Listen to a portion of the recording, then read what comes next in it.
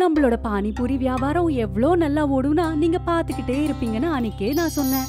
ஆமா சுமன், உன்னுடைய புத்திசாலித்தனத்தினாலதான் நாம இன்னைக்கு இப்படி இருக்கோம். இல்லைன்னா என்ன இருக்குமோ என்னமோ. இந்த விஷயம் எப்ப நடந்ததுன்னா, சோனு அப்புறம் சுமனுங்கிற கணவன் மனைவி ராம்நகர்ங்கிற ஊர்ல ஒரு வீட்ல வாழ்ந்துட்டு இருந்தாங்க. சோனு ஃபேக்டரியில வேலை செஞ்சுட்டு இருந்தாரு. அப்புறம் சுமன் காலையிலேயே லஞ்ச் பேக் பண்ணி சோனுக்கு கொடுத்துட்டு இருப்பா. சோனு ஒரு நல்ல உழைப்பாளி. டேய், நீ ஏன்டா இவ்வளோ உழைக்கிற? நீ என்ன இந்த கம்பெனியை உன் கம்பெனின்னு நினைக்கிறியா? அண்ணி உனக்கு சமைச்சு செஞ்சு கொடுத்து அனுப்பியிருக்காங்க. அந்த சாப்பாடை அப்படியே வச்சிருக்க. போய் முதல்ல சாப்பிடு. எனக்கு ரொம்ப பசிக்குது. சொல்லு, இன்னைக்கு என்ன எடுத்துட்டு வந்திருக்க? எனக்கு பசிக்கிறத விட உனக்கு தான் முதல்ல பசிக்குது போல. அட இப்போதானே இருடா வர. டேய், லஞ்ச் டைம் வந்துட்டா முதல்ல சாப்பிட்டுறணும். எனக்கு ரொம்ப பசிக்குதுடா. எனக்கு அண்ணியோட சமையலை சாப்பிட்டு தான் ஆகணும். சரி சரிடா, கொடுக்குற. கை காலை கழுவிட்டு வர. சோனு அப்புறம் ஆகாஷ் கையை கழுவிக்கிட்டு லஞ்ச் சாப்பிட ஆரம்பிச்சிட்டாங்க. அப்புறம் 2 பேரும் அவங்களோட சாப்பாட்டை ஷேர் பண்ணிட்டு இருப்பாங்க. அப்புறம் 2 பேரும் வேலை செய்ய ஆரம்பிச்சிடுவாங்க. சாயந்தரம் வேலை முடிஞ்சதுமே ஆகாஷ் கிட்ட சோனு இப்படி சொன்னா. அடே சோனு, இன்னைக்கு உனக்கு நாள் எப்படி இருந்துச்சு? ஒன்றும் இல்லடா, எப்பயும் போலதா. அப்படி ஸ்பெஷல் ஒன்றும் இல்லை. அட, என்ன ஸ்பெஷல்னு நான் இப்போ சொல்லட்டா? என்னாச்சு? நீ ஏன் இவ்வளோ டென்ஷனாக இருக்க? அது லஞ்ச் பண்ணதுக்கப்புறம் நான் பாஸோட கேபின் பக்கத்தில் போனேனா, அப்போ அங்கே கேட்ட. அட என்னடா கேட்ட நீ? பாஸ் ஏதாவது உனக்கு கெடுதல் பண்ண போறாரா? அதான் டென்ஷனாக இருக்கியா? அட, எனக்கும் பாஸுக்கும் அது எப்போவுமே இருக்கும். ஆனால் நான் இன்னைக்கு என்ன கேட்டேன்னா, கம்பெனி நஷ்டத்தில் போய்கிட்டு இருக்காமா. அதனால் ஃபேக்ட்ரியில் இருக்கிற எல்லாரையுமே வேலை விட்டு தூக்குறேன்னு சொல்லிக்கிட்டு இருந்தாங்க. இது நாளைக்கிலிருந்தே நடக்க போகுது பாரு. என்னடா சொல்ற? அப்படி பண்ணாங்கன்னு நாம என்ன பண்றது? அப்படியெல்லாம் நடக்கக்கூடாது. இந்த வேலை இல்லைன்னா சாப்பாட்டுக்கெல்லாம் என்ன பண்றது? நமக்கு இந்த வேலை விட்டா வேற வேலை தெரியாது. இதை விட்டு நாம் என்ன பண்ண போறோம்னு தெரியல. ஆமாண்டா, நான் அதை நினச்சிதான் கவலைப்படுறேன். ஆனால் என்ன பண்ணுறது? ஆகாஷ் அப்புறம் சோனு இப்படி கவலைப்பட்டுக்கிட்டே போயிட்டு இருந்தாங்க. சோனு ஆகாஷ் கிட்ட கொஞ்ச நேரம் தன்னோட வீட்ல இருக்க சொல்லி கேட்டான். அப்பதான் அந்த இடத்துக்கு ஆகாஷோட மனைவி பூஜாவும் வந்தா. அட பூஜா, நீ இங்கே என்ன பண்ணுற? நீங்க வரலாம், ஆனா நான் மட்டும் வரக்கூடாதா? சுமன் அண்ணி தான் கூப்பிட்டாங்க. அவங்க பானிபூரி செஞ்சுட்டு இருக்கேன், சாப்பிடவான்னு சொன்னாங்க. நல்லதா போச்சு, நீங்களும் இங்க தான் இருக்கீங்க. உங்க 2 பேருக்காகவும் பானிபூரி எடுத்துட்டு வரோம், இருங்க. பூஜாவும் சுமனும் ஆகாஷ் அப்புறம் சோனுக்காக பானிபூரிய எடுத்துட்டு வந்தாங்க. சுமன் சூப்பரா பானிபூரிய செய்வா. சுமன் செய்யற பானிபூரினா ஆகாஷ் அப்புறம் சோனுக்கு ரொம்பவே பிடிக்கும். அதனால சோனு அடிக்கடி சுமன் கிட்ட பானிபூரி செய்ய சொல்லி கேட்டுக்கிட்டே இருப்பான். அண்ணி, நீங்கள் சமைக்கிற சாப்பாடு நல்லா இருக்கும். அதுவும் இந்த பானிபூரி இன்னும் ரொம்ப நல்லா இருக்கு. இந்த பானிபூரியில் ஏதோ மந்திரம் இருக்கு. எவ்வளோ சாப்பிட்டாலும் சாப்பிடு சாப்பிடுன்னு சொல்லுது. அட ஆமா, அவன் சொல்றது உண்மைதான். நீ செய்யற பானிபூரி இருக்கே எவ்வளோ பெருசுனா, ஒரு தடவை வாயில போட்டாலே வயிறு ரொம்பிரும். உன் கையால செஞ்ச பானிபூரிய சாப்பிட்டா எங்க கஷ்டம் எல்லாம் மறந்து போயிடுது. கவலையா? என்ன கவலை? எந்த கவலைய பத்தி பேசிட்டு இருக்கீங்க நீங்க? எல்லாம் நல்லபடியா தானே இருக்கு. அடே சோனு, ஏன் அண்ணியை கஷ்டப்படுத்துற? அமைதியா இரு. இல்ல, எனக்கும் தெரியணும். அப்படி என்ன உங்க 2 பேரோட கவலை? நீங்க 2 பேரும் ஃபேக்டரியில இருந்து வந்ததுல இருந்து பெருசா ஒன்னும் பேசிக்காமலே இருந்தீங்க. இனி ஆகாஷ் அப்புறம் சோனுக்கு இஷ்டமில்லாட்டியும் அவங்க அவங்களோட மனைவிகள் கிட்ட நடந்தது எல்லாத்தையும் சொல்ல வேண்டியதாயிடுச்சு. அவங்க 2 பேரும் சொன்ன அந்த கவலைகள் எல்லாத்தையும் கேட்டதுமே சுமன் அப்புறம் பூஜாக்கு என்ன செய்யறதுனே தெரியாம அவங்களும் கவலைப்பட ஆரம்பிச்சிட்டாங்க.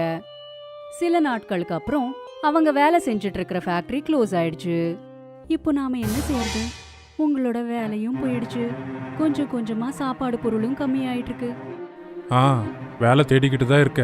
ஆனா என்ன பண்றது? வேலை எதுவும் கிடைக்க மாட்டேங்குது. உங்களுக்கு வேலை எதுவும் கிடைக்கலனா நம்மளோட வீடு எப்படி ஓடும்? சுமன், ரொம்ப பசிக்குது. சாப்பிட ஏதாவது கூட. சாப்பிட்றதுக்கு எதுவுமே இல்ல. 4 பானிபூரி மட்டும்தான் இருக்கு. அப்புறம் கொஞ்சோண்டு பானி இருக்கு. சரி, அதையே போயிட்டு எடுத்துட்டு வா. 2 நான் சாப்பிடுற, 2 நீ சாப்பிடு. நாளைக்கு பத்தி நாளைக்கு யோசிக்கலாம். சோனு அப்புறம் சுமன் 2 பேருமே சேர்ந்து பானிபூரிய சாப்பிட்டுக்கிட்டே அடுத்த நாள் பத்தி யோசிச்சுக்கிட்டு இருந்தாங்க.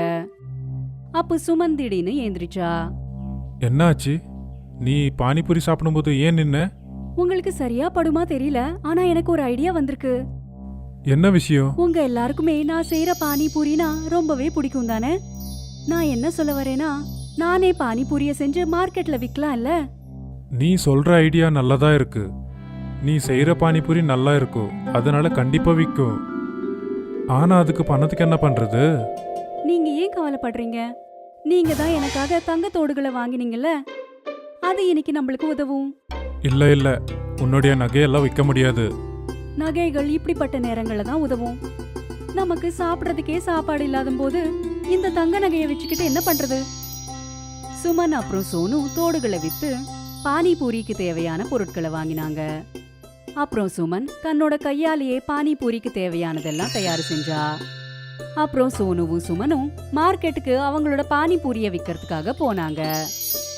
பானிபூரி பானிபூரி இனிப்பு புளிப்பு கார பானிபூரி, பானிபூரி பானிபூரி இனிப்பு புளிப்பு கார பானிபூரி. வந்து சாப்பிட்டு பாருங்கண்ணா, ஒரு வாட்டி சாப்பிட்டா மறுபடியும் வருவீங்க. வாங்கண்ணா வாங்க. மார்க்கெட்ல பானிபூரி வியாபாரத்தை செய்யறவங்க நிறைய பேர் இருக்கிறதுனால யாருமே அவங்க கிட்ட பானிபூரிய சாப்பிட வரல. இந்த ஒரு காரணத்தால 3 நாட்களா அவங்களோட பானிபூரி வித்தே போகல. அட, இந்த மார்க்கெட்ல நிறைய பானிபூரி கடை இருக்கு, அதனால நம்ம பானிபூரி விற்க மாட்டேங்குது. இனிமேலையும் இப்படி நடந்துச்சுன்னா இந்த வியாபாரம் நம்ம கையை விட்டு போயிடுமா? நான் எவ்ளோ பாசமா பானிபூரிய செஞ்சேன், ஆனா யாருமே சாப்பிடவே வரமாட்டேங்கிறாங்க. இது எனக்கு சரியாவே படல. இப்போ வீட்டு செலவுகள் எல்லாம் எப்படி பாத்துக்கிறதுங்க? சோனு அப்புறம் சுமன் ரொம்பவே சோகமா அங்க உட்காந்துக்கிட்டு இருந்தாங்க. அப்பதான் அவங்களோட பார்வை அவங்க எதிரில இருக்கிற ஒரு கடையோட போர்டு மேல பட்டது. என்னங்க, கொஞ்சம் இந்த போர்டுல என்ன எழுதிருக்குன்னு பாருங்களேன். என்ன எழுதிருக்கு? கடைக்காரரோட ஸ்கீம் எழுதிருக்கு. நாமளும் ஏன் ஒரு ஸ்கீம் போட்டு ஒரு போர்டு வைக்க கூடாது? அதால நம்மளோட பானிபூரி வியாபாரமும் நல்லா ஓடலாம் இல்ல? கஸ்டமர்ஸ்க்கு நம்மளோட பானிபூரியோட ருசியே தெரியாத வர அவங்க எப்படி நம்ம கிட்ட வருவாங்க? கொஞ்சம் யோசிச்சு பாருங்க. எனக்கு ஒன்னும் புரியல. சுமன் சோனு கிட்ட தன்னோட மனசுல இருக்கிறது எல்லாத்தையும் சொன்னான். அப்புறம் சோனு ஒரு இடத்துல இருந்து இன்னும் கொஞ்சம் பொருட்களை எடுத்துட்டு வந்து சுமனுக்கு கொடுத்தான். அந்த பொருட்களை வச்சு சுமன் ஒரு பெரிய பாகுபலி பானிபூரிய செஞ்சா. அட, உண்மையிலேயே பாகுபலி மாதிரி தான் நீ பானிபூரி செஞ்சிருக்க. இந்த பானிபூரியை பார்த்தா கண்டிப்பா ஜனங்க எங்க கடைக்கு ஓடி வந்துருவாங்க. நான் இந்த பாகுபலி பானிபூரிக்கு ஒரு சேலஞ்சும் வச்சிருக்கேன். அதாவது யார் இந்த பாகுபலி பானிபூரிய சாப்பிடுவாங்களோ அவங்களுக்கு பரிசா 100 ரூபாய் கிடைக்கும். சோனு சத்தமா கத்தி கத்தி மார்க்கெட்ல இருக்கிறவங்களுக்கு இந்த ஸ்கீம் பத்தி சொன்னான். இத கேட்டு அவங்களோட பாகுபலி பானிபூரி கான்டெஸ்ட் பார்க்கறதுக்கு ஒரு பெரிய கூட்டமே கூடிடுச்சு. கேளுங்கப்பா கேளுங்க, யார் இந்த பாகுபலி பானிபூரியை சாப்பிட்றாங்களோ அவங்களுக்கு 100 ரூபாய் பரிசா கொடுப்பேன். இந்த பந்தயத்தில் யாராவது கலந்துக்கணும்னு விருப்பப்பட்டீங்கன்னா அவங்க இந்த பக்கம் வாங்க. யார் இந்த பாகுபலி பானிபூரியை சாப்பிட்றீங்களோ அவங்க நிஜமாவே பாகுபலியா மாறிடுவீங்க. சோனு இப்படி சொன்னதுமே இன்னும் பெரிய கூட்டம் கூடிடுச்சு. அப்புறம் 2 கண்டெஸ்டன்ட்ஸ் அந்த பானிபூரிய சாப்பிட்றதுக்காக போட்டியில கலந்துக்கிட்டாங்க. ஆனா அவங்க தோத்து போயிட்டாங்க. அந்த கான்டெஸ்டன்ஸை பார்த்து அவங்களோட பாகுபலி பானிபூரிய சாப்பிட்றதுக்காக இன்னும் நிறைய பேர் முன் வந்தாங்க. அட அண்ணன், நீங்க விற்கிற இந்த பாகுபலி பானிபூரி ரொம்பவே சுவையா இருக்கு. நான் இந்த பந்தயத்தில் ஜெயிக்க ஒன்றும் இல்லை, ஆனா இந்த பானிபூரியோட சுவை எனக்கு ரொம்பவே பிடிச்சிருக்கு. அட, இவ்வளோ நாள் அந்த சாதாரணமான பானிபூரி சாப்பிட்டு சாப்பிட்டு போர் அடிச்சிருச்சு. ஆனால் உங்கள் கடைக்கு வந்து இந்த பாகுபலி பானிபூரியை பார்த்தாலே போதும், வாயில எச்சில் உருதுப்பா. அட அண்ணன், முதல்ல சாப்பிட்டு பாருங்க. இந்த மார்க்கெட்லேயே சுவையான பானிபூரி இதுதான். ஒரு தடவை சாப்பிட்டீங்கன்னா அப்புறம் மறுபடியும் வந்து சாப்பிடுவீங்க. அட என்னண்ணே, உண்மையிலேயே இந்த பாகுபலி பானிபூரி நல்லா இருக்குமா? அட, என் மேலே நம்பிக்கை இல்லைன்னா முதல்ல நீங்கள் வாங்கி சாப்பிட்டு பாருங்க. ஒருவேளை ஜெயிச்சிங்கன்னா உங்களுக்கு 100 ரூபாய் வேற கிடைக்கும் இல்ல? அந்த கூட்டத்துல எல்லாருமே பாகுபலி பானிபூரிய பத்தி தான் பேசிட்டு இருந்தாங்க. அப்புறம் மார்க்கெட்ல இருக்கிற எல்லா கஸ்டமர்ஸும் சுமனோட அந்த பாகுபலி பானிபூரிய சாப்பிட்றதுக்கு வந்தாங்க. இப்போ அவங்களோட கடை பேரு பாகுபலி பானிபூரி கடைன்னு பிரபலமாயிடுச்சு. அதே மார்க்கெட்ல நத்து பெஹல்வான்னு சொல்லிட்டு ஒரு பெரிய பலசாலி இருந்தான். அவன் எல்லாரோட பானிபூரியும் ஃப்ரீயா சாப்பிட்டுட்டு இருப்பான். அவன் சுமனோட கடையிலயும் பானிபூரிய சாப்பிட்றதுக்கு வந்தான். அட, இங்க பாரு, புதுசா கடை வச்சிருக்க இல்லையா? முதல்ல 5 பிளேட்டு பானிபூரி செஞ்சு கொடுப்பா. நான் வந்து பானிபூரியை பண்ணி கொடுக்குறேன். ஆனா எங்க பாகுபலி பானிபூரியை சாப்பிட்டு அப்புறமா சொல்லுங்க. ஒருவேளை நீங்க அந்த பாகுபலி பானிபூரியை சாப்பிட்டீங்கன்னா வருஷம் பூரா ஃப்ரீயாவே பானிபூரியை கொடுக்குறோம். அட, இவ்வளோ சின்ன விஷயம் தானே. சரி ஒரு வேலை பண்ணு, இந்த பந்தயத்துல என்ன ஒண்ணு புதுசா சேர்த்துக்கோ. ஒன்னு இல்ல, நான் 5 பாகுபலி பானிபூரிய சாப்பிடுறேன். எடுத்துட்டு வா 5 பானிபூரி. ஒருவேளை உங்களால் அந்த பானிபூரியை சாப்பிட முடியலனா நீங்க ஃப்ரீயா வாங்கி பானிபூரியை சாப்பிட்றது விட்டுறணும். ஆ இதுக்கு நான் ஒத்துக்கிறேன். நத்து பெஹல்வானுக்கு முன்னாடி ஒரு பெரிய பிளேட்ல 5 பாகுபலி பானிபூரிய வச்சாங்க. அந்த நத்து பெஹல்வான் பாகுபலி பானிபூரிய சாப்பிட முயற்சி செஞ்சுட்டு இருந்தான். ஆனா பாவம் அவன் அதுல தோல்வி அடைஞ்சிட்டான். அப்புறம் அவன் தான் கொடுத்த வாக்குப்படி அப்பத்துல இருந்து ஃப்ரீயா பானிபூரிய சாப்பிடறத நிறுத்திட்டான். அப்புறம் மார்க்கெட்ல இருக்கிறவங்க எல்லாருமே சோனுக்கு நன்றிய சொன்னாங்க. அப்புறம் அவனோட முயற்சியை பாராட்டினாங்க.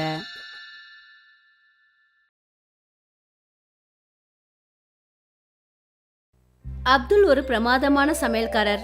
அவரு சுல்தான் மியா ஹோட்டல்ல தந்தூரி செஞ்சுக்கிட்டு இருந்தாரு. எனக்கு ஒரு தந்தூரி பார்சல் கொடுங்க. இதோ தந்துடுறேன்.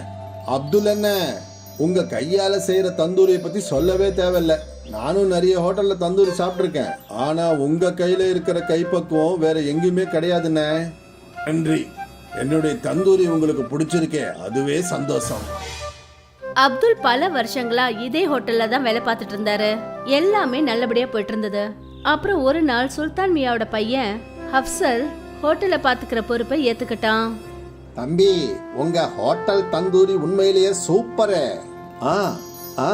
எனக்கு தெரியும், நிறைய கஸ்டமர்ஸ் அப்துல் அண்ணன் தந்தூரி பத்தி பாராட்டுறாங்க. இத கேட்டுட்டு அப்துல் சிரிச்சாரு. அவருக்கு ஹப்சல் மைண்ட்ல இருக்கிற குறுக்குத்தனமான புத்தி என்னன்னு தெரியாது. ஹப்சல் என்ன யோசிச்சு வச்சிருந்தான்னா, அதாவது அவன் தந்தூரி கவுண்டரை பெருசாக்கலாம்னு நினைச்சான். இன்னும் நிறைய சமையல்காரங்களை வைக்கணும்னு நினைச்சான். அப்துல் அண்ணன், இன்னும் நீங்க சில சமயக்காரங்களுக்கு உங்களை மாதிரி தந்தூரி செய்ய கத்து கொடுக்கணும். அது என்னன்னா, நான் தந்தூரி கவுண்டரை பெருசாக்க போறேன். அப்பதான் என்னால நிறைய ஆர்டர் எடுக்க முடியும். நிச்சயமா தம்பி, நான் எல்லா சமயக்காரங்களுக்கும் சொல்லி கொடுக்கறேன். இத கேட்டதும் ஹப்சல் சந்தோஷப்பட்டான். கொஞ்ச நாளைக்கு அப்புறம் தந்தூரி கவுண்டர் பெருசாச்சு. இன்னும் 2 சமையல்காரங்க அந்த கவுண்டருக்கு வந்துட்டாங்க, அல்தாஃப் அப்புறம் அர்பாஸ். இப்ப என்ன கவனமா பார்த்து கத்துக்கங்க. என்ன மாதிரியே நல்லா தந்தூரி செஞ்சீங்கன்னா கஸ்டமர்ஸ் உங்களையும் பாராட்டுவாங்க. அப்துல் அவங்க 2 பேருக்கும் தந்தூரி எப்படி செய்யறதுன்னு நல்லா கத்து கொடுத்தாரு. கொஞ்ச நாள்லயே அவங்க 2 பேரும் அப்துல் மாதிரி தந்தூரி செய்ய கத்துக்கிட்டாங்க. எனக்கு நம்பிக்கை இருக்கு, பகல்ல இந்த ஹோட்டல் 2 மடங்கும் ராத்திரியில 4 மடங்கு வியாபாரம் நடக்கும். உங்க வாக்கு நிறைவேறட்டும் அப்துல் அண்ணே. அப்துல் அவங்க 2 பேருக்கும் நல்ல மனசோட தந்தூரி செய்யறது எப்படின்னு கத்து கொடுத்தாரு. ஆனா அப்சல் ரொம்பவே தந்திரமானவன். அவன் மைண்ட்ல பணம் சம்பாதிக்கிறது மட்டும்தான் குறிக்கோளா இருந்தது. அதனால அவன் புது கோழி பண்ணக்காரர்கிட்ட ஒப்பந்தம் பண்ணிக்கிட்டான். இந்த கோழி பண்ணக்காரன் அப்சலுக்கு செத்து போன கோழிங்களை குறைஞ்ச விலைக்கு விற்க ஆரம்பிச்சான். அதனால அப்சலோட லாபம் அதிகமாச்சு. தந்திரி கவுண்டர் பெருசா இருந்ததுனால கஸ்டமர்ஸும் அதிகமாயிட்டாங்க. எல்லாமே நல்லபடியா தான் போயிட்டு இருந்தது. ஆனா ஒரு நாள் அப்துல் அன்னைக்கு அந்த ஹோட்டல்ல ராத்திரி பகல்னு பார்க்காம இருந்தாரு. அப்பதான் அந்த ஹோட்டலோட முதலாளி சுல்தான் அங்க வந்தாரு. கண்ணா அப்சல், ஹோட்டல் எப்படிப்பா போயிட்டு இருக்கு? நல்லா போகுதுப்பா. அது சரி, நம்ம கோழி வாங்குற பண்ணைய மாத்திட்டேன்னு கேள்விப்பட்டேன். ஆமாப்பா, இந்த புது பண்ணக்காரரு குறைஞ்ச விலையிலேயே கோழிகளை நம்மளுக்கு சப்ளை பண்றாரு. அப்படியா? அது எப்படி? ஏன்னா அந்த கோழிங்க ஏற்கனவே செத்து போனதுங்க. அரே அல்லா, ஏன்பா இந்த மாதிரி அநியாயத்தை செய்யற? இது பாவம்பா. இந்த பாவத்தை செய்யாத. அவ கொடுக்கற தந்தூரி சாப்பிட்டு யாருக்காவது உடம்பு சரியில்லாம போச்சுன்னா அப்புறம் அந்த அல்லாஹ் நம்மள மன்னிக்கவே மாட்டாரு கண்ணா. அப்படியெல்லாம் எதுவும் நடக்காதுப்பா. எல்லா ஹோட்டல்காரங்களும் இப்படிதான் செய்யறானுங்க. என் ஃப்ரெண்ட்ஸ் ஹோட்டல் எல்லாம் இப்படிதான் நடக்குது. இது வரைக்கும் எந்த நோயும் வந்ததில்ல, இனிமேலும் வராது. உனக்கு அறிகுறி சொல்ல வேண்டியது என்னுடைய கடமை. அதுக்கப்புறம் உன்னோட விருப்பம். இனிமே இந்த ஹோட்டல் உன்னோடையது. நீ தான் இதுக்கு முதலாளி. நல்லதோ கெட்டதோ அது எல்லாம் உன் கையில தான் இருக்கு, சரியா? சுல்தான் சார் அங்கேருந்து கிளம்பி போனாரு. அவங்க பேசினது எல்லாத்தையும் அப்துல் கேட்டுட்டாரு. கொஞ்ச நேரம் பொறுத்து அவரும் அவங்க வீட்டுக்கு போயிட்டாரு. ராத்திரி முழுக்க அப்துல் இதே விஷயத்தை பத்தி யோசிச்சுட்டு இருந்தாரு. ஜனங்க உயிரோட விளையாடுற இடத்துல நான் இனிமே வேலை செய்ய மாட்டேன். இது ரொம்பவே பாவம். ஆனா முதலாளி பையன் நான் சொல்றத கேட்க மாட்டாரு. பேசாம இந்த வேலையை விட்டுடலான்னு எனக்கு தோணுது. இப்ப அப்துல் என்ன யோசிச்சாருன்னா, சுல்தான் ஹோட்டல்ல சமைக்கிற வேலையை விட்டுடலான்னு யோசிச்சாரு. மறுநாள் காலையில அவரு ஹோட்டலுக்கு போனாரு. நேத்துக்கு நீங்க பேசுனதை நான் கேட்டுட்டேன். இனிமே இங்க வேலை செய்யறதுக்கு என் மனசாட்சி உறுத்துது. நான் இந்த ஹோட்டலை விட்டு போறதா முடிவு பண்ணிட்டேன். நல்லது. நீ என்ன நினைச்ச? நீ போயிட்டேன்னா இந்த ஹோட்டலை மூடிடுவேன்னு நினைச்சியா? அதான் இல்ல. ஆனா இதுக்கு மேல உனக்கு எந்த ஹோட்டல்லையும் வேலை கிடைக்காது. அது உறுதி அப்துல்லண்ணே. அத நான் ஏத்துக்கிறேன். வேலை இல்லாம நான் இருந்துருவேன். இந்த மாதிரி ஏமாத்தி சம்பாதிக்க நான் விரும்புறேன். அப்துல் இப்படி சொல்லிட்டு அங்கிருந்து போயிட்டாரு. அவரு நிறைய ஹோட்டல்ல வேலை தேடி அலைஞ்சாரு. ஆனா அவருக்கு வேலை எங்கேயும் கிடைக்கல. ரொம்ப நொந்து போய் ஒரு நாள் அவரு தன்னோட நண்பன் முஸ்தபா சைக்கிள் கடையில உட்கார்ந்துருந்தாரு. என்னப்பா ஆச்சு? இன்னைக்கு வேலை கிடைக்கலையா? இல்ல நண்பா, என்ன பண்றதுன்னு எனக்கு தெரியல. தந்தூரி பண்ற வேலையை தவிர வேற எந்த வேலையும் எனக்கு தெரியாது. வேற வேலை செய்ய சொல்லி உன்னை யார் சொன்னது? நான் என்ன சொல்ல வரேன்னா, நீயே சொந்தமா ஒரு தந்தூரி கவுண்டர் ஓபன் பண்ணா என்ன? அவ்வளவு பணம் என்கிட்ட இல்ல. தந்தூரி ரொம்ப விலை அதிகம். அது மட்டும் இல்லாம ஹோட்டல் வேணும் இல்ல, அதுக்கு வாடகை, இதுக்கெல்லாம் நான் எங்க போறது? உன்னுடைய எல்லா கேள்விக்கும் ஒரே ஒரு பதில் தான். கொஞ்ச நேரம் வெயிட் பண்ணு. முஸ்தபா 2 பழைய சைக்கிள் ரிம் எடுத்துட்டு வந்தாரு. அப்புறம் அதுல ஹோல்ஸ போட்டு ஒரு கம்பியை போட்டாரு. இந்தா ரெடி ஆயிடுச்சு. என்ன இது? புரிய வைக்கிறேன். முஸ்தபா கிட்ட ஒரு தள்ளி வண்டி இருந்தது. முஸ்தபா அந்த கைவண்டிக்கு மேல இருந்த மரத்தை உடைச்சு எடுத்தாரு. அப்புறம் இந்த தந்தூரை அந்த கைவண்டியில ஃபிக்ஸ் பண்ணாரு. இப்போ இதுக்கு கீழே அடுப்பு கறிய பத்த வை. அப்புறம் இத சுத்தி சுத்தி தந்தூரி பண்ண. அடேங்கப்பா, இது ரொம்ப நல்லா இருக்கே. இத எப்படி யோசிச்ச? உனக்கு உதவி செய்யணும்னு நினைச்சேன். அதான் யோசனை தானா வந்துருச்சு. நன்றி நன்றி நண்பா. மறுநாள்ல இருந்து முஸ்தபா அந்த கைவண்டியில தந்தூரி விற்க ஆரம்பிச்சாரு. தந்தூரி செய்யறதுல முஸ்தபா கை தேர்ந்த ஆளு. ஆனா அவர்கிட்ட ஹோட்டல் இல்ல. அதனால அவரோட தந்தூரி விலையும் ரொம்ப குறைவா தான் இருந்தது. முஸ்தபாவோட தள்ளுவண்டி தந்தூரி கடையில கஸ்டமர்ஸ் கூட்டம் எப்பவுமே இருந்துகிட்டே இருந்தது. அதே சுல்தான் ஹோட்டல்ல ஃபுட் ஆபீசர்ஸ் வந்து செக் பண்ணாங்க. அப்புறம் செத்து போன கோழியை சமைச்சு விற்கிறதுனால அவங்களோட ஹோட்டலுக்கு சீல் வச்சுட்டாங்க. அந்த குற்றத்துக்காக அப்சலுக்கு சிறை தண்டனை கொடுத்தாங்க. ஒருவேளை இதுதான் இயற்கையோட நியாயம் போல இருக்கு. நல்லவங்களுக்கு எப்பவும் நல்லதுதான் நடக்கும், அப்புறம் கெட்டவங்களுக்கு கெட்டதுதான் நடக்கும். இதுக்கு தான் சொல்லுவாங்க, நல்லதை மட்டும் செய், நல்லதே நடக்கும். அப்துல் ஒரு பிரமாதமான சமையல்காரர். அவரு சுல்தான் மியா ஹோட்டல்ல தந்தூரி செஞ்சுக்கிட்டு இருந்தாரு. எனக்கு ஒரு தந்தூரி பார்சல் கொடுங்க. இதோ தந்துடுறேன். அப்துல் என்ன, உங்க கையால செய்யற தந்தூரியை பத்தி சொல்லவே தேவையில்ல. நானும் நிறைய ஹோட்டல்ல தந்தூரி சாப்பிட்டிருக்கேன். ஆனா உங்க கையில இருக்கிற கைப்பக்குவம் வேற எங்கேயுமே கிடையாதுண்ணே. நன்றி. என்னுடைய தந்தூரி உங்களுக்கு பிடிச்சிருக்கே, அதுவே சந்தோஷம். அப்துல் பல வருஷங்களா இதே ஹோட்டல்ல தான் வேலை பார்த்துட்டு இருந்தாரு. எல்லாமே நல்லபடியா போயிட்டு இருந்தது. அப்புறம் ஒரு நாள் சுல்தான் மியாவோட பையன் அப்சல் ஹோட்டலை பாத்துக்கிற பொறுப்பை ஏத்துக்கிட்டான்.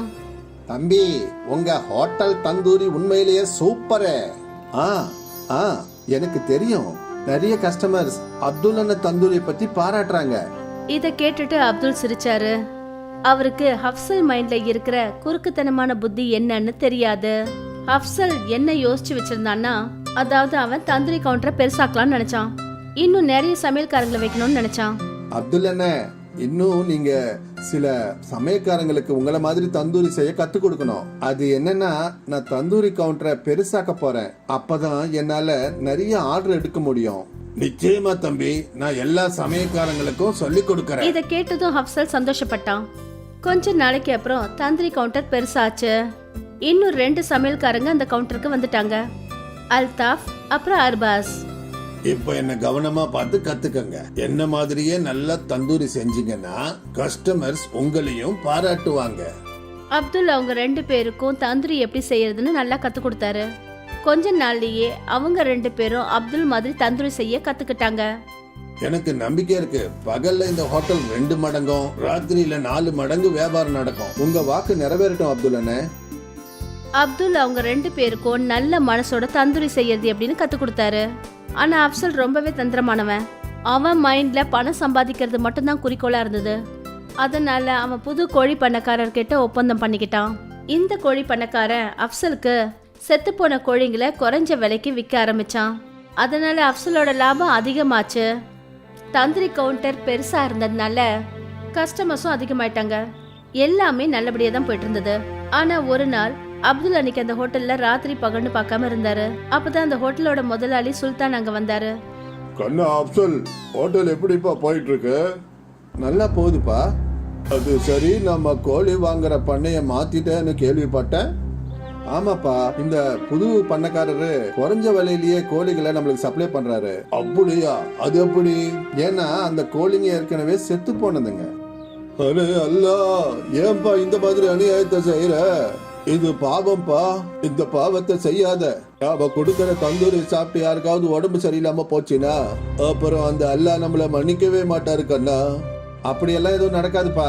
எல்லா ஹோட்டல்காரங்களும் இப்படிதான் செய்யறானுங்க. என் ஃப்ரெண்ட்ஸ் ஹோட்டல் எல்லாம் இப்படிதான் நடக்குது. இது வரைக்கும் எந்த நோயும் வந்ததில்லை, இனிமேலும் வராது. உனக்கு அறிகுறி சொல்ல வேண்டியது என்னுடைய கடமை, அதுக்கப்புறம் உன்னோட விருப்பம். இனிமே இந்த ஹோட்டல் உன்னுடையது, நீ தான் இதுக்கு முதலாளி. நல்லதோ கெட்டதோ அது எல்லாம் உன் கையில தான் இருக்கு, சரியா? சுல்தான் சார் அங்கேருந்து கிளம்பி போனாரு. அவங்க பேசினது எல்லாத்தையும் அப்துல் கேட்டுட்டாரு. கொஞ்ச நேரம் பொறுத்து அவரும் அவங்க வீட்டுக்கு போயிட்டாரு. ராத்திரி முழுக்க அப்துல் இதே விஷயத்தை பத்தி யோசிச்சுட்டு இருந்தாரு. ஜனங்க உயிரோட விளையாடுற இடத்துல நான் இனிமே வேலை செய்ய மாட்டேன். இது ரொம்பவே பாவம். ஆனா முதலாளி பையன் நான் சொல்றத கேட்க மாட்டாரு. பேசாம இந்த வேலையை விட்டுடலான்னு எனக்கு தோணுது. இப்ப அப்துல் என்ன யோசிச்சாருன்னா, சுல்தான் ஹோட்டல்ல சமைக்கிற வேலையை விட்டுடலான்னு யோசிச்சாரு. மறுநாள் காலையில அவரு ஹோட்டலுக்கு போனாரு. நேத்துக்கு நீங்க பேசுனதை நான் கேட்டுட்டேன். இனிமே இங்க வேலை செய்யறதுக்கு என் மனசாட்சி உறுத்துது. நான் இந்த ஹோட்டலை விட்டு போறதா முடிவு பண்ணிட்டேன். நல்லது. நீ என்ன நினைச்ச? நீ போயிட்டேன்னா இந்த ஹோட்டலை மூடிடுவேன்னு நினைச்சியா? அதான் இல்ல. ஆனா இதுக்கு மேல உனக்கு எந்த ஹோட்டல்லையும் வேலை கிடைக்காது, அது உறுதி அப்துல்லனே. அத நான் ஏத்துக்கிறேன். வேலை இல்லாம நான் இருந்துருவேன். இந்த மாதிரி ஏமாத்தி சம்பாதிக்க நான் விரும்புறேன். அப்துல் இப்படி சொல்லிட்டு அங்கிருந்து போயிட்டாரு. அவரு நிறைய ஹோட்டல்ல வேலை தேடி அலைஞ்சாரு. ஆனா அவருக்கு வேலை எங்கேயும் கிடைக்கல. ரொம்ப நொந்து போய் ஒரு நாள் அவரு தன்னோட நண்பன் முஸ்தபா சைக்கிள் கடையில உட்கார்ந்துருந்தாரு. என்னப்பா ஆச்சு? இன்னைக்கு வேலை கிடைக்கலையா? இல்ல நண்பா, என்ன பண்றதுன்னு எனக்கு தெரியல. தந்தூரி பண்ற வேலையை தவிர வேற எந்த வேலையும் எனக்கு தெரியாது. வேற வேலை செய்ய சொல்லி உன்னை யார் சொன்னது? நான் என்ன சொல்ல வரேன்னா, நீயே சொந்தமா ஒரு தந்தூரி கவுண்டரை ஓபன் பண்ணா என்ன? அவ்வளவு பணம் என்கிட்ட இல்ல. தந்தூரி ரொம்ப விலை அதிகம். அது மட்டும் இல்லாம ஹோட்டல் வேணும் இல்ல, அதுக்கு வாடகை, இதுக்கெல்லாம் நான் எங்க போறது? உன்னுடைய எல்லா கேள்விக்கும் ஒரே ஒரு பதில் தான். கொஞ்ச நேரம் வெயிட் பண்ணு. முஸ்தபா 2 பழைய சைக்கிள் ரிம் எடுத்துட்டு வந்தாரு. அப்புறம் அதுல ஹோல்ஸ போட்டு ஒரு கம்பியை போட்டாரு. இந்தா ரெடி ஆயிடுச்சு. என்ன இது? புரிய வைக்கிறேன். முஸ்தபா கிட்ட ஒரு தள்ளி வண்டி இருந்தது. முஸ்தபா அந்த கைவண்டிக்கு மேல இருந்த மரத்தை உடைச்சு எடுத்தாரு. அப்புறம் இந்த தந்தூரை அந்த கைவண்டியில ஃபிக்ஸ் பண்ணாரு. இப்போ இதுக்கு கீழே அடுப்பு கறிய பத்த வை. அப்புறம் இத சுத்தி சுத்தி தந்தூரி பண்ண. அடேங்கப்பா, இது ரொம்ப நல்லா இருக்கே. இதை எப்படி யோசிச்ச? உனக்கு உதவி செய்யணும்னு நினைச்சேன், அதான் யோசனை தானா வந்துருச்சு. நன்றி நன்றி நண்பா. மறுநாள்ல இருந்து முஸ்தபா அந்த கைவண்டியில தந்தூரி விற்க ஆரம்பிச்சாரு. தந்தூரி செய்யறதுல முஸ்தபா கை தேர்ந்தாளு. ஆனா அவர்கிட்ட ஹோட்டல் இல்ல, அதனால அவரோட தந்தூரி விலையும் ரொம்ப குறைவா தான் இருந்தது. முஸ்தபாவோட தள்ளுவண்டி தந்தூரி கடையில கஸ்டமர்ஸ் கூட்டம் எப்பவுமே இருந்துகிட்டே இருந்தது. அதே சுல்தான் ஹோட்டல்ல ஃபுட் ஆஃபீஸர்ஸ் வந்து செக் பண்ணாங்க. அப்புறம் செத்து போன கோழியை சமைச்சு விற்கிறதுனால அவங்களோட ஹோட்டலுக்கு சீல் வச்சுட்டாங்க. அந்த குற்றத்துக்காக அப்சலுக்கு சிறை தண்டனை கொடுத்தாங்க. ஒருவேளை இதுதான் இயற்கையோட நியாயம் போல இருக்கு. நல்லவங்களுக்கு எப்பவும் நல்லதுதான் நடக்கும், அப்புறம் கெட்டவங்களுக்கு கெட்டதுதான் நடக்கும். இதுக்கு தான் சொல்லுவாங்க, நல்லதை மட்டும் செய், நல்லதே நடக்கும். பழைய டெல்லியில இருக்கிற சாந்தினி சவுக்ல ஜுட்டன் சிங் கோல்கப்பே கடை வச்சிருந்தாரு. அங்க பக்கத்துல இருக்கிற இடத்த சுத்தி பாக்கிறதுக்கு யார் வந்தாலும் சரி, ஜுட்டனோட கடைக்கு போய் கோல்கப்பே சாப்பிடுறது எல்லாருக்கும் வழக்கம். சகோதரி சகோதரர்களே, எல்லாரும் வாங்க, இந்த சுட்டன் கடைக்கு வந்து சாப்பிடுங்க. வாங்க வாங்க. ஒரு வாட்டி சாப்பிட்டீங்கன்னா மறுபடியும் மறுபடியும் வந்து சாப்பிடுவீங்க. ஜுட்டனோட கடைக்கு எந்த ஒரு கஸ்டமர் வந்தாலும் அவங்களுக்கு அவர் ரொம்ப அன்பா பரிமாறுவாரு. ஜுட்டனோட கடையும் ரொம்ப நல்லா போயிட்டு இருந்துச்சு. ஒரு நாள் ஜோகேந்தர் சிங் அந்த இடத்த சுத்தி பாக்கிறதுக்காக அவங்க குடும்பத்தோட அங்க வந்தாரு. அவங்க அந்த இடத்த விட்டு அவங்க கார்ல திரும்பி போகிற நேரத்துல ஜோகேந்தரோட மனைவி என்ன சொன்னாங்கன்னா, என்னங்க இங்க பாருங்களேன், நான் கேள்விப்பட்டிருக்கேன், இங்க சாந்தினி சவுக்ல ஜுட்டன்ற ஒரு கடையில கோல்கப்பே ரொம்ப ருசியா இருக்குமா. வாங்க நாம போய் அங்க சாப்பிட்டு வரலாம். எல்லாரும் அவங்களோட கார்ல ஜுட்டனோட கடைக்கு வந்து சேர்ந்தாங்க. அண்ணா, பிளேட் எவ்வளோண்ணா? சார் 20 ரூபா தான் சார் பிளேட்டு. 10 கோல்கப்பே கொடுப்பேன் சார். சாப்பிட்டு பார்த்ததுக்கு அப்புறம் நீங்க பைசா கொடுத்தா போதும் சார். 4 பிளேட்டு கொடுங்க. எனக்கு கொடுக்கிற கோல்கப்பேல கொஞ்சம் புளிப்பு ஜாஸ்தியா இருக்கட்டும். அங்கிள், நீங்க எனக்கு கொடுக்கிற பிளேட்ல இனிப்பு கொஞ்சம் ஜாஸ்தியா கொடுங்க.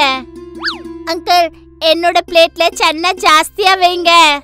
அண்ணே, என்னுடைய பிளேட்ல சாதா கோல்கப்பே வைங்க. எனக்கு தண்ணி வேணாம். சரி சார். கொஞ்ச நேரத்திலேயே குட்டன் எல்லாரும் கேட்டா மாதிரி அவங்களுக்கு தேவையான பிளேட்டை ரெடி பண்ணி கொடுத்தாரு. ஜுட்டன் அங்க வர கஸ்டமர் கிட்ட பேசுறத வழக்கமா வச்சுக்கிட்டாரு. ஜுட்டன் பசங்களை பார்த்து கேட்டாரு, அட சுட்டி பசங்களா, நீங்க எந்த கிளாஸ் படிக்கிறீங்க? நான் 5th படிக்கிறேன். நான் 6th படிக்கிறேன். ஜோகிந்தர் எப்பெல்லாம் சமயம் கிடைக்குதோ அப்பெல்லாம் அவரு பணக்காரர்னு காமிச்சுப்பாரு. 2 பசங்களும் கிறிஸ்டோபர் இன்டர்நேஷனல் ஸ்கூல்ல படிக்கிறாங்க. ஐயே சார், என் பொண்ணும் அதுல 4வது கிளாஸ் தான் படிக்கிறா. அவர் சொன்னதை கேட்டதும் ஜோகிந்தர் சிங்குக்கு ஒரே ஆச்சரியம். ஒரு சாதாரண கோல்கப்பை கடை வச்சிருக்கிறவன் தன் பொண்ணை இவ்வளவு பெரிய ஸ்கூல்ல படிக்க வைக்கிறானா அப்படின்னு நினைச்சு அவனுக்கு ரொம்ப பொறாமையா ஏற்படுது. அண்ணே, ஒரு பாப்படி கொடுங்க. எனக்கு கொஞ்சம் தண்ணி ஊத்துங்களேன். ஜுட்டன் அவங்களுக்கு பாப்படி கொடுத்தாரு.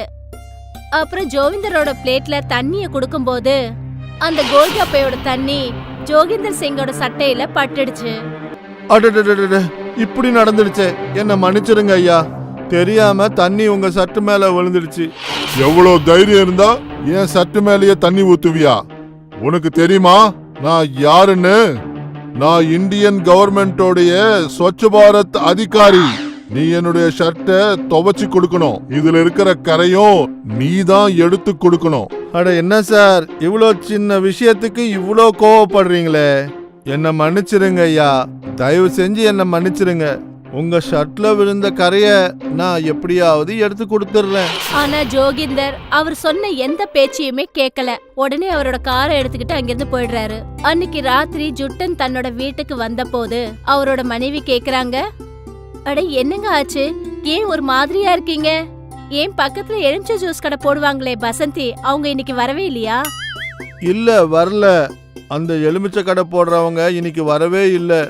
எல்லா விஷயத்தையும் ஜுட்டன் தன்னோட மனைவி கிட்ட சொல்றாரு. நீங்க எதை பத்தியும் கவலைப்படாதீங்க, அவர் என்ன செஞ்சாலும் சரி, கடவுள் நமக்கு உதவி செய்வாரு. நான் நாளைக்கு காலையில அம்மன் கோயிலுக்கு போய் உங்களுக்காக வேண்டிக்கிட்டு வரேன். மறுநாள் ஜோகிந்தர் அவருடைய மச்சான் நட்டுவை கூட்டிக்கிட்டு ஜுட்டனோட கடைக்கு வராரு.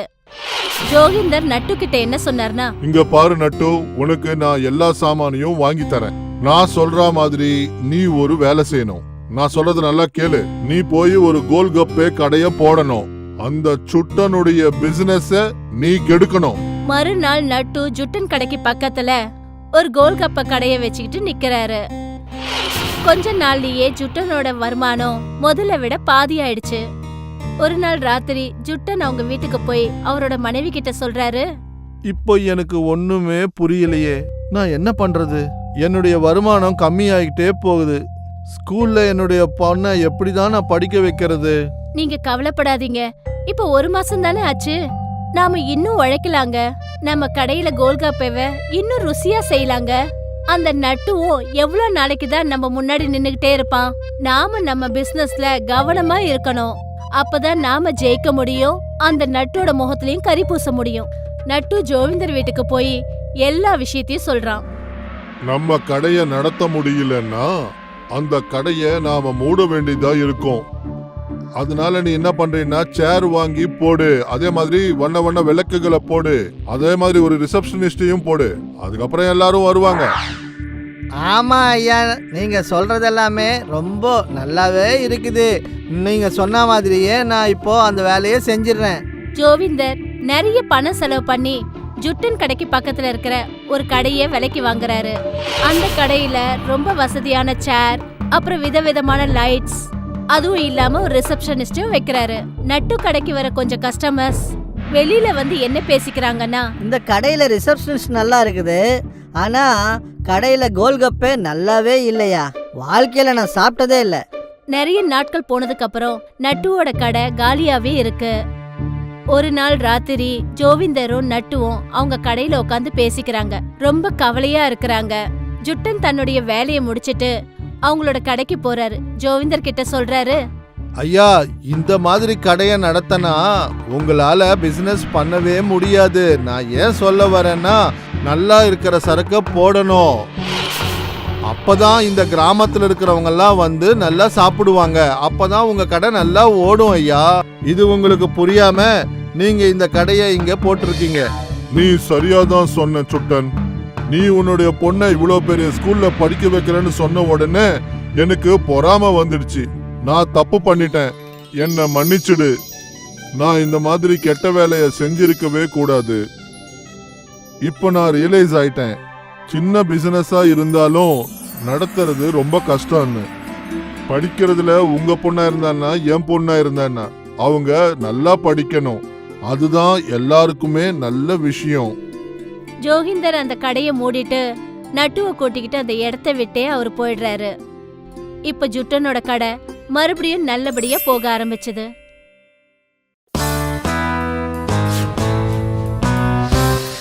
ஜக்குங்கிறவரு ஒரு நியாயமான நேர்மையான ஒரு உழைப்பாளி. ஆனா அவரு ரொம்ப ஏழ்மையானவரு. அவரு ஒரு குடிசையில தன்னோட மனைவி கௌரி கூட தன்னுடைய வாழ்க்கைய ஓட்டிக்கிட்டு இருந்தாரு. வீட்ல அரிசி தீர்ந்து போச்சு. நாளைக்கு சாப்பாட்டுக்கு நான் என்னங்க செய்யறது? அவங்க வீட்டுக்கு பக்கத்துல இருந்த ஒரு பணக்கார பொம்பளை எப்பவுமே அவங்க ஏழ்மையை வச்சு கிண்டல் பண்ணிக்கிட்டே இருப்பா. நீங்க என்ன இப்படி எல்லாம் சாப்பாடு சாப்பிடுறீங்க? எங்க வீட்ல இருக்கிற மாடு கூட இத சாப்பிடாது. அவங்க இப்படி பேசிட்டு போறத நினைச்சு இவங்க 2 பேரும் ரொம்ப வருத்தப்பட்டாங்க. நான் காட்டுக்கு போய் கட்டைகளை கொண்டு வரேன். நீ மார்க்கெட்டுக்கு அதை கொண்டு போய் வித்து காசு கொண்டு வந்தீன்னா மளிகை சாமான வாங்கிக்கலாம். ஜக்கு காட்டுக்கு போனாரு. கொஞ்சம் கொஞ்சமா விறக வெட்டி சேகரிச்சு வச்சாரு. அவரு ஒரு பெரிய மரத்துல இருக்கிற விழுதுகளை வெட்டுறதுக்காக போனாரு. வெட்டுறதுக்கு கோடாலிய ஓங்கும் போது அப்போ அவருக்கு ஒரு குரல் கேட்டுச்சு. என்ன வெட்டாதீங்க, என்ன வெட்டாதீங்க, என்ன வெட்டாதீங்க. இது யாருடைய குரல்? யார் இருக்காங்க அங்க? நான் தான், உன் முன்னாடி நிக்கிற இந்த மரம்தான். அந்த மரம் பேசுறத கேட்ட உடனே அவருக்கு ரொம்ப ஆச்சரியமாயிடுச்சு. ஜக்கு அந்த மரத்துக்கிட்ட என்ன சொன்னாருன்னா, ஒருவேளை நான் உன்னை வெட்டாம போனா சந்தைக்கு போய் நான் எதை விற்க முடியும்? அவர் கையில அரிசி வாங்குறதுக்கு கூட காசு இல்ல அப்படின்னு சொன்னாரு. நான் ஒரு மாயா மரம். நான் உன்னுடைய தேவைகள் எல்லாத்தையும் தீர்த்து வைப்பேன். நீ உனக்கு என்ன வேணும்னு கேட்டா அதை நான் கொடுப்பேன். மரம் அப்படி சொன்னதும் கொஞ்ச நேரத்துக்குள்ள அந்த இடத்துல நிறைய அரிசி, பருப்பு, மாவு இதெல்லாம் வந்துடுச்சு. அத பார்த்ததும் ஜக்குக்கு ரொம்ப சந்தோஷம். ரொம்ப நன்றி மாயா மரமே, நீ எனக்கு தேவையானது எல்லாத்தையும் கொடுத்துட்ட. 1 மாசத்துக்கு தேவையான மளிகை சாமான பார்த்து கௌரிக்கு ரொம்ப சந்தோஷமாயிடுச்சு. இனிமே நாம பட்னியா இருக்க வேண்டிய அவசியமே இல்ல. அந்த சமயம் பக்கத்து வீட்டுக்காரி வந்தா. அங்க இருக்கிற பொருட்களை பார்த்துட்டு, இவ்வளவு சாமான்களா? அதுவும் இந்த ஏழைங்க கிட்ட? பக்கத்து வீட்டுக்காரி அந்த கௌரி கிட்ட தன்னோட பையனுக்கு பிறந்த நாள்னு சொல்லி அவங்கள கூப்பிட்டா. சாயங்காலம் நடக்க போற பார்ட்டில ஏதாவது கிழிஞ்சு போன புடவையெல்லாம் கட்டிக்கிட்டு வந்துடாத. ஆனா கௌரி கிட்ட பாவம் நல்லதா ஒரு புடவை கூட இல்ல. அதனால அவ ரொம்ப சோகமாகி அழ ஆரம்பிச்சிட்டா.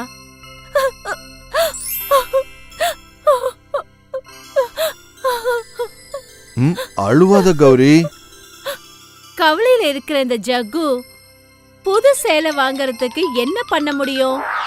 இப்படி யோசிச்சுக்கிட்டே அவரு காட்டுக்கு போனாரு. அந்த மந்திர மரம் அவரை பார்த்து எதுக்கு இவ்வளவு சோகமா இருக்கேன்னு கேட்டுச்சு. என் மனைவி கிட்ட ஒரு நல்ல புடவை கூட இல்ல. நான் அவளுக்கு நல்ல புடவைய கொண்டு வந்து எங்கேருந்து கொடுக்கறது? ஓ, இவ்வளவுதானா? நீ என்ன வேணும்னு கேட்டாலும் அது உனக்கு கிடைக்கும். அந்த மந்திர மரம் இப்படி சொன்னதும் அந்த இடத்துல ஒரு புது புடவை வந்துச்சு.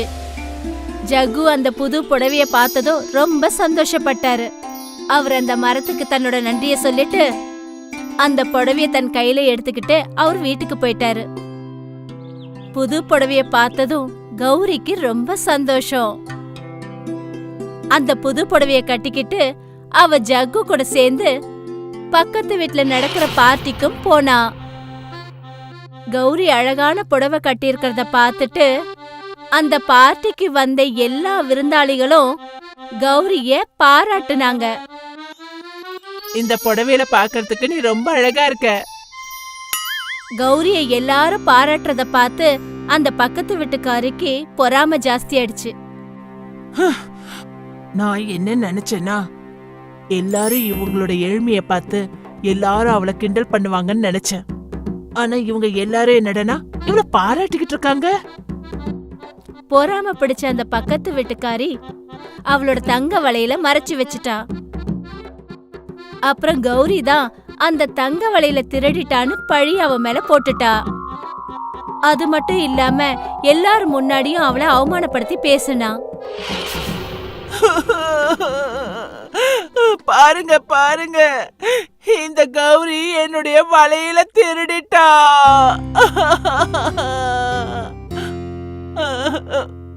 கௌரிக்கு ஏற்பட்ட அவமானத்தை நினைச்சு ஜக்கு ரொம்ப வருத்தப்பட்டாரு.